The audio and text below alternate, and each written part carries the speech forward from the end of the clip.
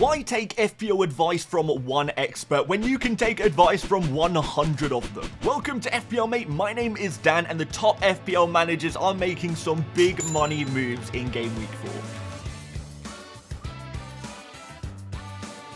A massive shout out to the 100 top FPL managers who were surveyed for this week's data. They're all on screen now, guys, so show them some love. We couldn't do this series without them. And also, apologies for not posting this video yesterday. This video usually goes out on a Wednesday, but I was in sunny Spain, actually, on a little vacation. But I am back now, and the YouTube grind must continue. I'll be dropping another video later today as well. But let's see what these top FPL managers are doing in game week 4. Well, just to give an overview, we've got a pretty even split between the different tactics in terms of those transfers being used, because we've got 31% using one transfer, which is a little bit less than last game week, but what we're seeing is a big increase in those FPL managers making multiple transfers and using the wild card. 21% of our experts are making 2 transfers in game week 4, and we've got actually 5% making 3 or more transfers. One is actually making 4 transfers, using 3 banked transfers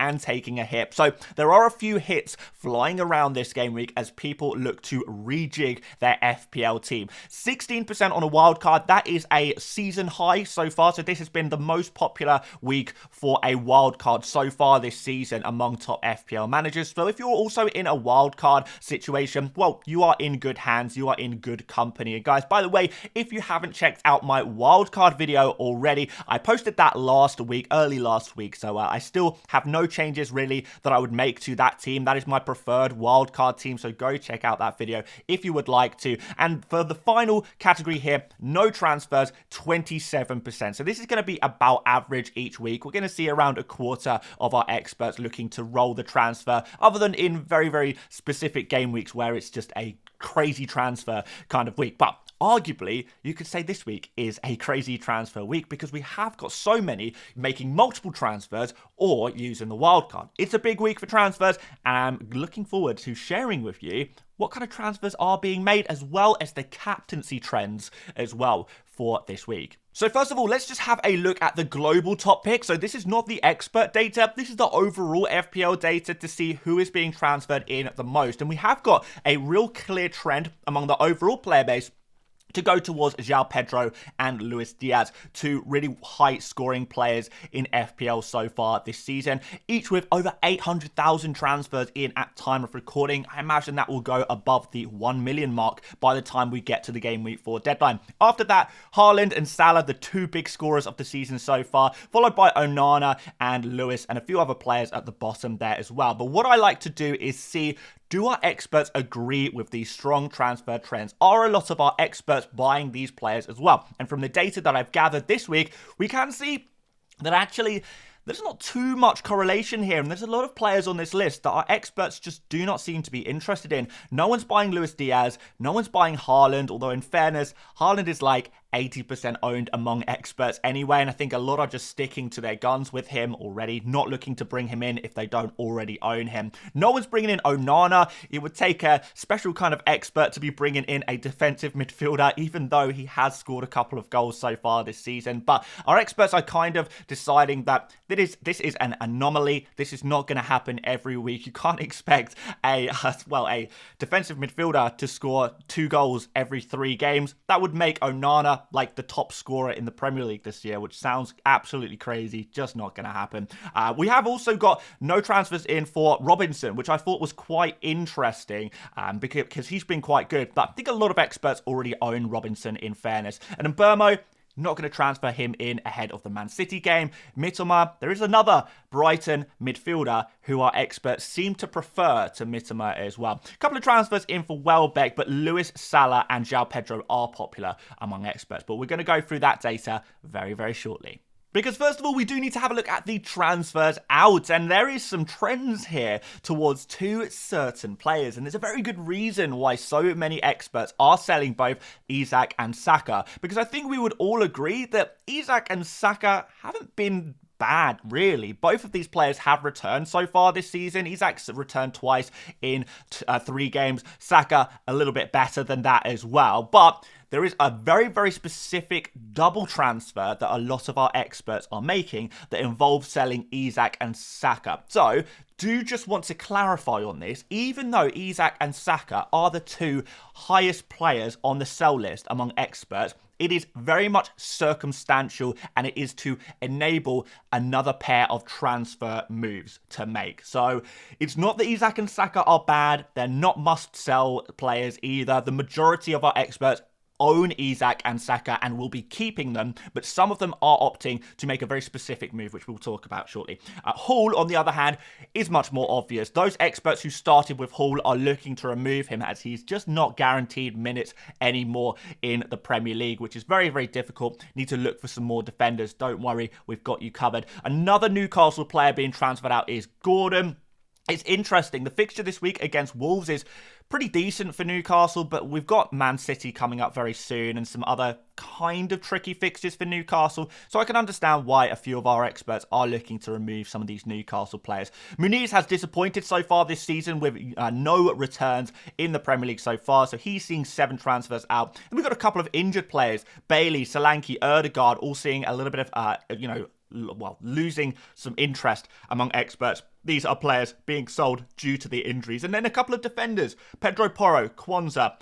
Porro for the difficult fixture against Arsenal, probably going to concede there. Kwanzaa, not in the Liverpool setup anymore. Few of our experts still do have him in their squads and are looking to remove him, particularly if looking to bring in some more Liverpool players. And there are some Liverpool players on the transfers in page. And to be fair, none of them are Luis Diaz. Before we go any further, have you liked the video yet? If not, please do. It really does help out the channel so much. And do subscribe if you want to follow along with the expert tips every single game week. It is one of the easiest ways to guarantee yourself a great rank at the end of the season. Just follow along with what the expert trends are saying. I really cannot recommend it enough. It really helps my own game, and I'm sure it's helping a lot of you guys as well. Right, so I said there was a specific pair of players that people were bringing in for Isak and Saka, and that is João Pedro and Salah. And I think the fact that João Pedro and Salah are roughly the same price as Saka and Isak when combined,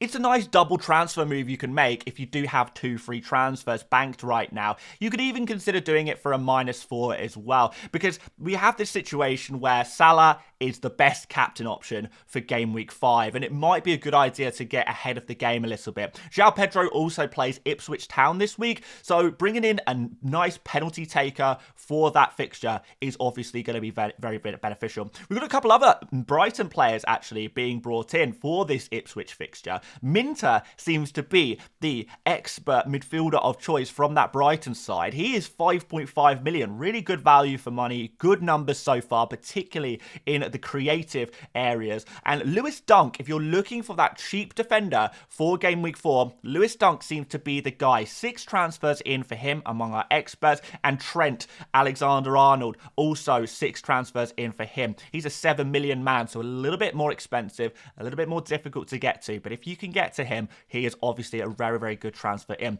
We are seeing more interest for Eze. Eze is going to be brought in, I think, more and more over the coming game weeks. Leicester is the fixture this week for him, so if you're looking for a cheap midfielder, possibly a guy to go for. Another Liverpool player in Robertson. It does seem like Salah, Trent and Robertson seems to be the ideal expert trio of Liverpool players right now, which is why we might see less people going for Luis Diaz, to be fair. That might be a situation there. Got Rodgers here as well. A few transfers in for him, as well as Lewis and Jackson at the bottom there. Not super strong trends on these players, but certainly we've got some nice options towards the top. Let's suggest some transfers based on this data. So before we look at captains, let's make some suggested transfers, and we're going to throw in the combo that I was talking about before as the top 2 kind of transfers. And really, I think these transfers are made in a pair. Isak and Saka to João Pedro and Salah. If you can afford to just do Saka to Salah immediately without having to downgrade Isak, then brilliant. But for most people, you're going to have to free up a little bit of budget there. And Isak to João Pedro is the way to do that, according to our experts. Of course, if you have a Son or an Ødegaard maybe, possibly a Bruno Fernandes. Don't think our experts are really looking to sell Bruno ahead of the Southampton game, to be honest. But if you've got some of those other players around Saka's price and you want to do them out instead of Saka, if you don't have Saka, then that works too. We did see a couple of experts actually selling Son for Salah instead of Saka for Salah, which I think is probably easier to do in many ways. But there we go. So yeah, nice double transfer to make. Of course, if you want João Pedro, but you don't want to lose Isak or you don't want to lose Saka, then Muniz to João Pedro is another way to do that. Hall to Dunk seems like a really obvious transfer if you do still have Lewis Hall in your team. And if you're looking to sell Gordon, well, Minter and Eze are going to be the two top transfer targets for you. Both of them will free up a little bit of budget to actually make moves in the future, free up a bit of budget, upgrade other areas of your team in future game weeks. Could work really, really well. So I do like these suggested transfers from our experts. But beware, guys. A lot of people are doing the Isak and Saka to João Pedro and Salah. A lot of people are making that move, but a lot of people are not making that move as well and are sticking with Isak and Saka. So it's up to you. Who do you prefer? Which combination of two players do you prefer? Do you think it's worth a hit? That is going to be up to you. But some of our experts are doing it, some aren't. It is going to be a bit of a swing, a little bit of a big decision. Let me know what you think about that double transfer move. Will you be making that move? And if not, why not? Why do you want to stick with Isak and Saka? I don't think there's anything wrong with either options, to be honest. Both great options to go for. Now let's move on to captains. So our captain data this week seems to have narrowed quite a lot as people are, I guess, gradually coming around to the idea that you pretty much have to captain one of Salah or Haaland every single game week. That's how it feels in FPL at the moment, other than maybe game week 5. If you don't have Salah, maybe you're going to have to find another player to go for. But for this game week, certainly Haaland is way out in front once again. 75% of our experts will be captaining him in game week 4. However, there is another option. Salah against Nottingham Forest. 24% of our experts are going for him. And I do like this 1% differential that one of our experts is going for as well. Trent Alexander-Arnold, he has been doing very well for clean sheets, but also is super due a return. He has been creating so much for Liverpool. He's had that goal disallowed. There is a mega haul coming for Trent very soon. And I think one of our experts is taking that gamble that it's going to happen against Nottingham Forest at home. But guys, as always, as we seem to say every game week, Haaland is the captain. Yes, we're back in that kind of mindset. Haaland captain every single game week, but at least we are seeing some love for Salah. It's only 24%, but that's still a significant trend. And if you don't have Haaland, there's absolutely no problem with captaining Salah instead. And if you have both, you've got a decision to make. But it seems that a lot of the managers who have both Haaland and Salah are still opting for Haaland. Forest actually have slightly better defensive data than Brentford. So just be aware of that one before going in on Salah. But as always, they're both always going to be great options, pretty much no matter the game week. But what I'm curious about, guys, is what's going to happen next game week, because Haaland facing Arsenal, not all of our experts own Salah. We're going to see some really interesting moves next week. So make sure you guys are following along for the expert videos, because yeah, we're going to have a really interesting captain page for the Game Week 5 experts video. We really are. But those are the captain picks. I want to know, is anyone thinking about captaining anyone else? Is it just the Haaland and Salah show at this point for captains in FPL? Or have you got any other suggestions that could be pretty good? I think most of you guys are probably just going to go for Haaland or Salah. But if you've got anyone else interesting that you're thinking about in Game Week 4, would love to hear from you, as well as your reasonings as well, because I'm always looking for those slightly different players to go for. But there we go, guys. Let me know what you thought about the data from today's video as well. If you have any other questions, feel free to leave them in the comment section, but we are going to leave things there. Drop a like if you haven't done already. Please do subscribe as well. We'll be back later on for another video where I'll talk about my team, and I'll see you later, mates. Bye-bye.